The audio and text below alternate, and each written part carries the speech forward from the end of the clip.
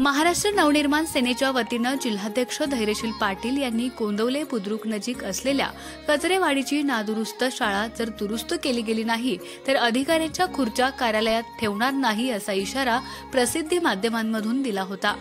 त्यानंतर वेळोवेळी शाळा दुरुस्तीचा प्रस्ताव देऊनही त्याकडे दुर्लक्ष करणारे शिक्षण विभाग खडबडून जागं झालं आणि मनसेच्या आधारानं कचरेवाडीची जिल्हा परिषद शाळा पडझडीतून अखेर सावरली। सदर शाळेवर पिण्याच्या पाण्याची सोय नव्हती।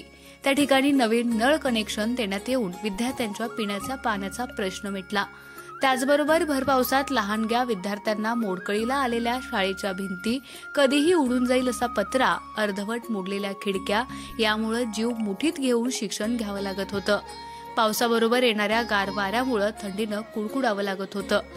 हा एकूण प्रकार स्थानिक नागरिकांनी मनसे जिल्हाध्यक्ष धैर्यशील पाटील यांच्या कानावर घालत त्यांच्याकडे शाळेसाठी आणि चिमुकल्या विद्यार्थ्यांसाठी न्याय मिळवून देण्याची मागणी केली होती। त्यानुसार त्यांनी कचरेवाडीच्या शाळेमध्ये जाऊन वस्तुस्थितीची पाहणी केली। विद्यार्थ्यांशी हितगुज करत त्यांच्या समस्या जाणून घेतल्या। एकूण परिस्थिती समजून घेतल्यानंतर त्यांनी प्रसिद्धी माध्यमांशी संवाद साधत 2 दिवसात जर शाळा दुरुस्त झाली नाही तर शिक्षण विभागातील अधिकारी, गटविकास अधिकारी यांच्या खुर्च्या कार्यालयात न ठेवण्याचा इशारा दिला होता। त्यानुसार गटविकास अधिकारी, गटशिक्षणाधिकारी यांनी तात्काळ ही बाब गांभीर्यानं घेत संपूर्ण शाळेची दुरुस्ती करत मोडकळीला आलेल्या शाळेला सावरलं। एकूणच मनसेच्या माध्यमातून करण्यात आलेल्या प्रयत्नांमुळे कचरेवाडीच्या जिल्हा परिषद शाळेला नव्यानं उभारी मिळाली। याबद्दल स्थानिक नागरिक धैर्यशील पाटील, मनविसे जिल्हाध्यक्ष सागर कट्टे आणि मनसैनिकांना धन्यवाद देत आहेत।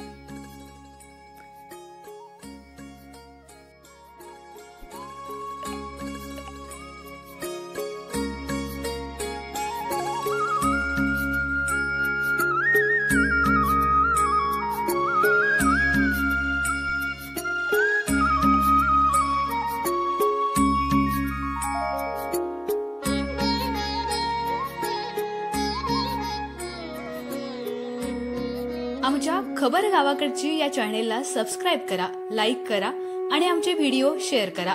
धन्यवाद।